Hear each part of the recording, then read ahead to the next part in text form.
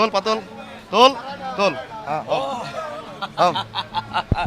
ঈদের দিন কোরবানির আনন্দ, আর সেই আনন্দে যেন গরুর মাংস না খেলেই নয়। তবে এই খুশির দিনে একটা ছোট্ট ভুল হতে পারে বড় বিপদের কারণ। চিকিৎসকরা সতর্ক করছেন, কিছু শ্রেণীর মানুষদের জন্য গরুর মাংস হতে পারে স্বাস্থ্য ঝুঁকির কারণ।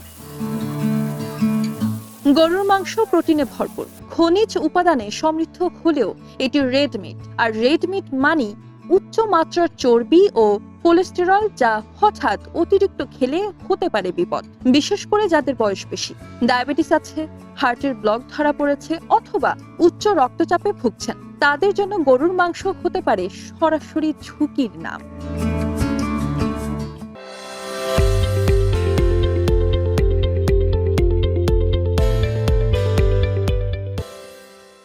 যারা কিডনি রোগে ভুগছেন তাদের গরুর মাংস খাওয়া একেবারেই নিষিদ্ধ, কারণ এতে উচ্চ মাত্রার প্রোটিন ও ফসফরাস থাকে, যা কিডনি রোগের জন্য অত্যন্ত ক্ষতিকর।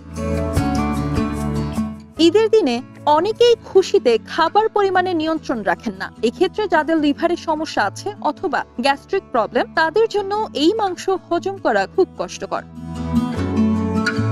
অন্যদিকে শিশুদের হজম শক্তি দুর্বল হওয়ায় অতিরিক্ত গরুর মাংস খাওয়া তাদের জন্য ঝুঁকিপূর্ণ হতে পারে, বিশেষ করে হাড় বা চর্বিযুক্ত অংশ।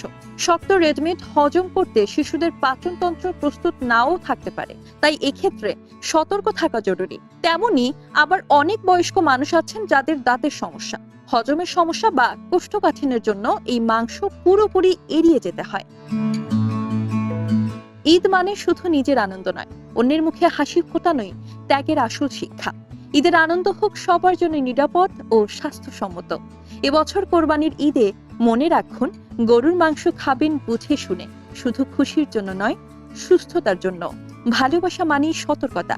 নিজের খেয়াল রাখুন, প্রিয়জনদের সাবধানে রাখুন।